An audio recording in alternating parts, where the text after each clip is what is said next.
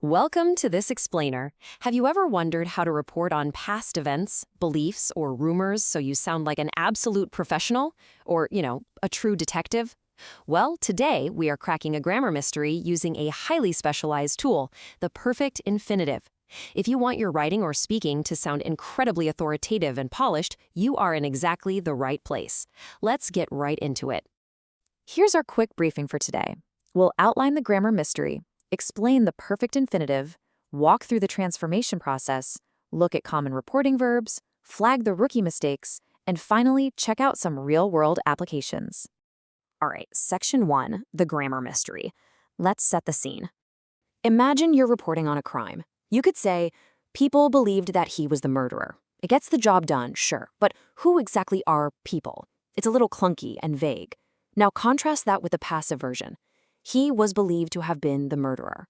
Wow, right? It instantly sounds so much more authoritative, objective, and frankly professional. It puts the focus squarely on the subject, he, instead of some random people. This is the sleek, polished structure you literally hear in news broadcasts every single day.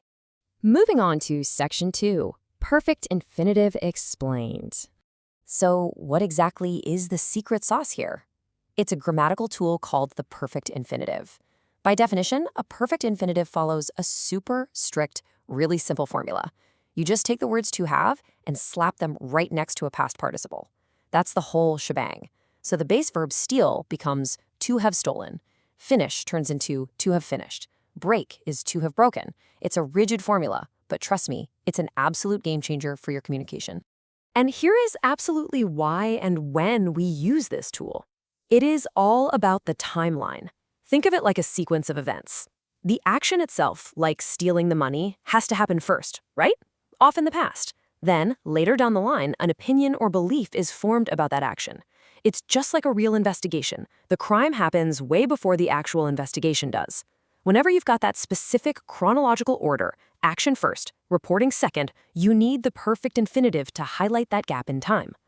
Which brings us to Section 3, the transformation process.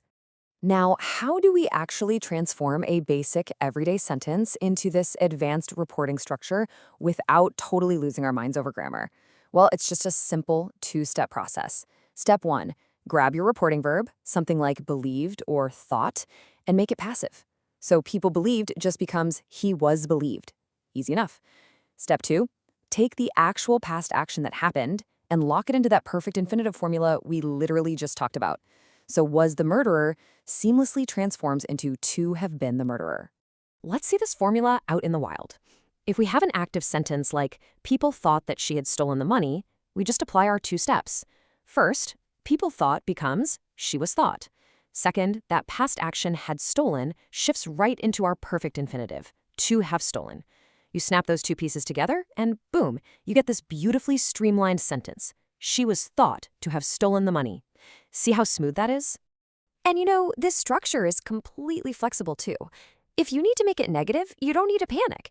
Just drop the word not right in front of the perfect infinitive. So it becomes, he was believed not to have stolen the money. You can also effortlessly flip the whole thing into a question if you're interrogating a scenario. You can ask, was he believed to have escaped? The core formula holds up perfectly no matter how you bend it. All right, let's head into Section 4, common reporting verbs. Let's round up the usual suspects. These are the heavy-hitting verbs you're going to see constantly in the media, academic papers, and professional business writing. We're talking about words like believe, think, know, report, claim, and expect. Honestly, whenever you spot one of these words, there is a massive chance a perfect infinitive is lurking right around the corner, waiting to report on a past event. This gives us a fantastic macro view of your options here. On one side, you have your basic active voice. In the middle, there's that clunky it was passive structure, like it was known that he escaped. I mean, it's grammatically correct, sure, but it feels a bit robotic. But then look at our target structure using the perfect infinitive. He was known to have escaped, or the plane was reported to have landed safely. You can just feel how much more direct, sophisticated, and polished that final option is. Let's pivot to Section 5, avoiding common mistakes. Look, even the most seasoned grammar detectives mess up sometimes, so let's proactively flag the rookie mistakes you need to avoid. Here's mistake number 1, and honestly, it happens all the time. Someone will say, he was believed to stole the money. The issue here? They're trying to smash a simple past tense verb right next to the word to. Remember the formula we established? Past actions absolutely require the full perfect infinitive. So the correct path is always, he was believed to have stolen the money. Mistake number 2 is leaving out a really crucial piece of the puzzle.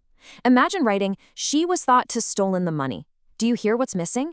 You literally cannot just jump from to straight to the past participle stolen. You're completely missing the bridge. You absolutely have to include the word have. It's to have plus the past participle. She was thought to have stolen the money. Don't drop the have. And that brings us right to mistake number 3, forgetting the very first word of the formula. They were believed to have completed the work. You know, when you speak quickly, it almost sounds right, but grammatically, it completely falls apart. You have got to include that little to at the very beginning to build a true infinitive. They were believed to have completed the work. Just keep that 3-part formula locked in your brain. To plus have plus past participle. Finally, let's wrap things up with Section 6, real-world applications. Now that we've got the formulas memorized and we know exactly which traps to avoid, why does this actually matter to you? Well, because this structure is literally the backbone of professional communication across almost every single industry. Read the news, and you'll hear about a suspect believed to have left the country. In academia, a scientist is thought to have discovered a breakthrough. In business, a company is reported to have increased profits. Or in sports, an athlete is thought to have broken a record. Mastering this little trick takes your communication from a casual chat to a highly credible, formal report. Before we officially close this case, let's lock in the ultimate golden rule. If you take away just one thing from this explainer, let it be this. The deciding factor is always time. If you're talking about a situation that is true right now, in the present, just use to plus the base verb, like he is believed to be innocent, right this second. But if the action happened before the reporting, if it's firmly in the past, you absolutely must use our perfect infinitive. He is believed to have committed the crime. So thinking about that timeline rule and looking back at everything we've uncovered today, I have to ask, are you ready to have mastered the perfect infinitive? I absolutely believe you are. Thanks for hanging out with me for this explainer, and I'll catch you next time.